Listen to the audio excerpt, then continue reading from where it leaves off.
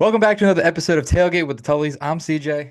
I'm Ryan. And with only 3 weeks left to go before the MLB season, we'll be taking each week, division by division, to go over their offseason moves and what their lineups are looking like and our thoughts on each division. Ryan, how are you doing? I'm doing great, CJ. I'm really excited for baseball to start up and get things going with that. Yeah, so let's start off hot. We're all Phillies fans here, so let's start with our fightings. This offseason, we added Jesus Luzardo, Jordan Romano, and Max Kepler. Now, for me personally, it wasn't a huge jump, but again, we don't know how much we had to do given that the lineup is already pretty stacked. I do like the Max Kepler signing in the fact that he could possibly get on base. I'm not too sure about just having another platoon guy out there. I do love the pickup of Jesus Luzardo, and I think this rotation is going to be great. Yeah, no, I think the Max Kepler move, like you said, Billy Beanball right there with getting on base, but it's kind of a weird move to me. I think there were a lot of stars out there that the Phillies were looking at and never got any of them. So I think that's kind of upsetting when you know that they were making moves, but they didn't get anything. The Jordan Romano move kind of questionable just because you lost such a big piece in Hoffman to replace him with Romano. I don't know if Romano is going to be the same as he used to be. And then I do love the Jesus Luzardo move just because I think it's another great lefty you have in your rotation, especially if you are able to move Ranger Suarez to the bullpen.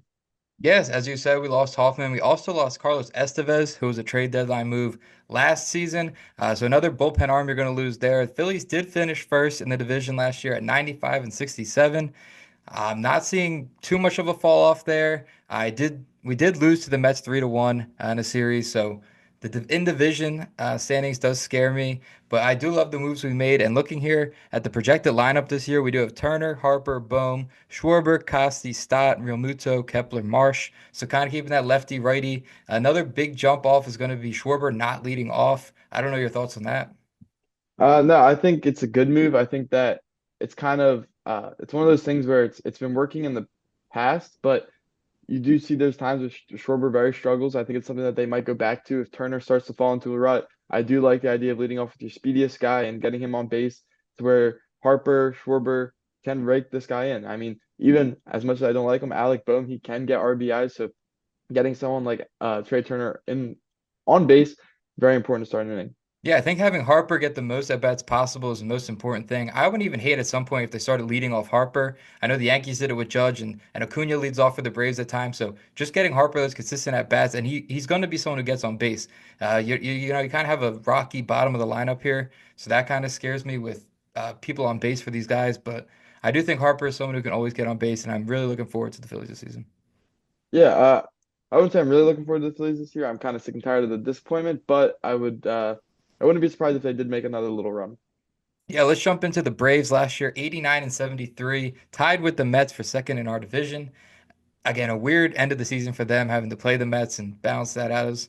That was something for fantasy baseball. But when you look at their lineup, you still do have a lot of the same pieces, just people returning from injuries.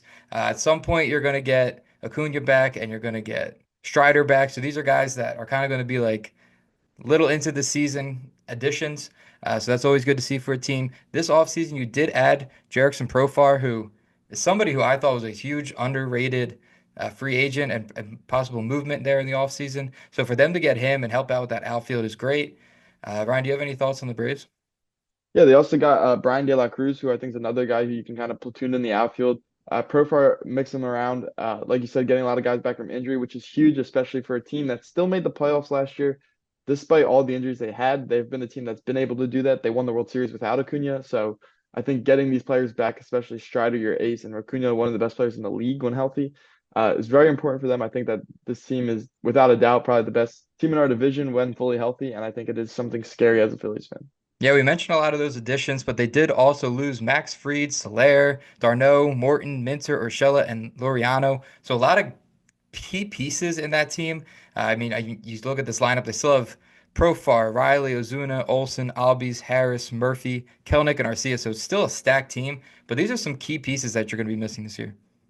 Yeah, I personally I don't think it's as important because just because you have such a stud starting lineup, I think when it comes to the guys off the bench, you might be missing out on a little bit of that. But I think that's why the Brian De La Cruz move was important, is to get a guy who can still hit the ball off your bench. Um, Creed is a big loss, but obviously you still have good pitching there, and I think this team's still fine regardless. Yeah, looking at the rotation, you're going to have Sale, Lopez, Schwambach, Holmes, and Anderson. So I still think the Phillies have the best rotation in this division with Wheeler, Nola, Luzardo, Ranger, and eventually bringing up uh, But Sanchez. Painter and Sanchez. So I still think they have the best rotation, but I do love this lineup that the Braves have. Yeah, let's talk about the Miami Marlins, a fish that could not get on the hook. I honestly do not have too much on this lineup. They did add Cal Quantrill, which I think was their biggest move by far. And I would be curious if he's somebody they look to move at the trade deadline, kind of flip him for something later on, because we do know Cal is going to be a good player this year. As we said, they did lose Jesus Luzardo to the Phillies, and they also lost Jake Berger to the Rangers. So some losses there, and not that many additions to add to this team. Um, let's just go through their lineup. I know you have some thoughts on these guys. You got Xavier Edwards, Connor Norby, Jonah Bride, Jesus Sanchez, Dane Myers, Matt Mervis, Ada Lopez, Kyle Stowers, and Nick Fortes. Tell me something about these guys. Connor Norby and Kyle Stowers, both from the Orioles. I forget which trade it was a part of, but there was a big trade there. Um, Not guys that are going to set the world on fire, but they do have a little bit of a bat that can do something. Xavier Edwards last year, I believe he hit for the cycle. Switch hitting speed guy who is exciting to watch. This team, like you said, it's kind of like the ocean. You know, you can take a dive into the ocean. You see all these fish. You don't know the names of these fish, but it's something that's like my biggest concern is I have this written down is Sandy Alcantara has not been able to get back to his Mhm. normal self. He's completely struggled since the Cy Young season. They really have no star player. Edward Cabrera, Yeah, he is stud. an exciting young guy. I mean, he's had his struggles too, but I mean, I think he's probably the face of this team, like the future of this team. I don't know how long you can really wait though, like because by the time you this Marlins team's competitive, I think your window's short.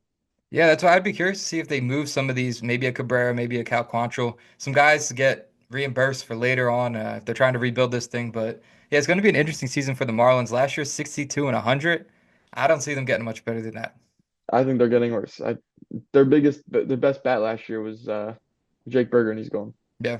So let's look at the Nationals now, an up and coming team. Not a, I don't believe a true threat yet, but the Nationals are going to be something to look at in years to come.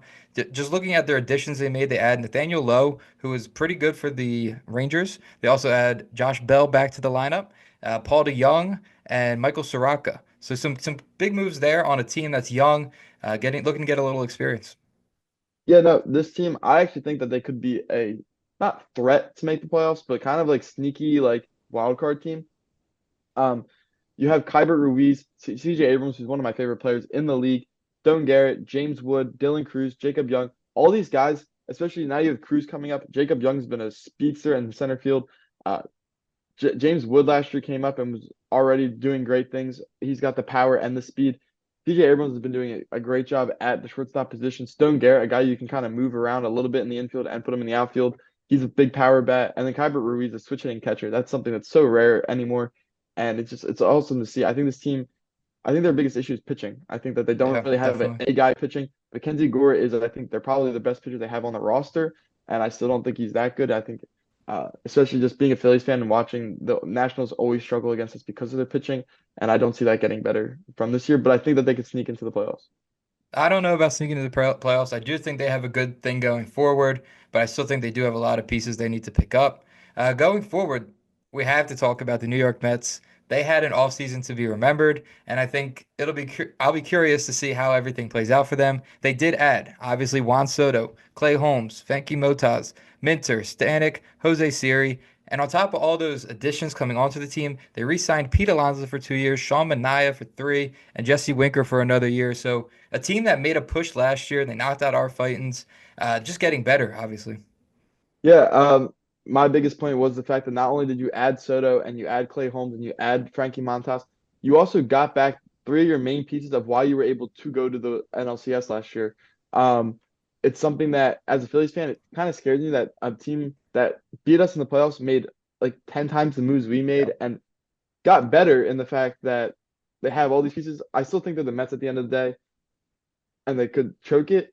But I mean, it's very hard to choke it when you have all these guys who are very good at baseball playing baseball for the team that you're one of your biggest rivals.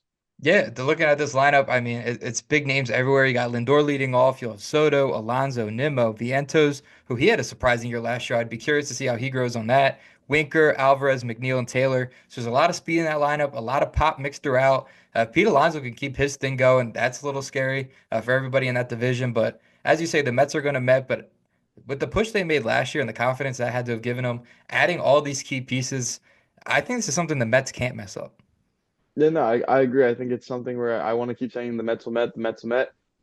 I don't know if the Mets will Met this year. I think that this is a scary team. I think they're gonna not. I don't think they'll make it to the World Series. I still think there's a powerhouse. We'll get to that team in a while, but um, I still just think that as a Phillies fan, like Phillies could come in third place this year if the Mets don't Met.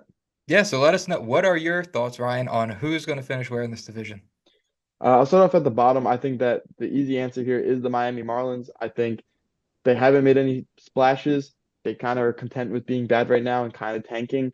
Um, I think fourth place, unfortunately, I don't think it's their year yet, but I think the Nationals will be coming soon. Um, they they'll be fourth place. Third place, I have the Mets. I think the Mets will Met. I'm hoping the Mets will Met. And so I have them at third. Second, I have the Philadelphia Phillies. I think this team is still good. I still think they just got to find a way to put it together. And then I have number one, the Braves.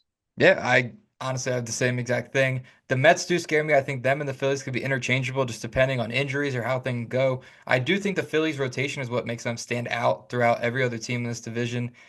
We haven't talked about the Mets rotation, but they have Senga, Holmes, Peterson, Cunning, and Blackburn. So Senga, another guy who can have a big season for them.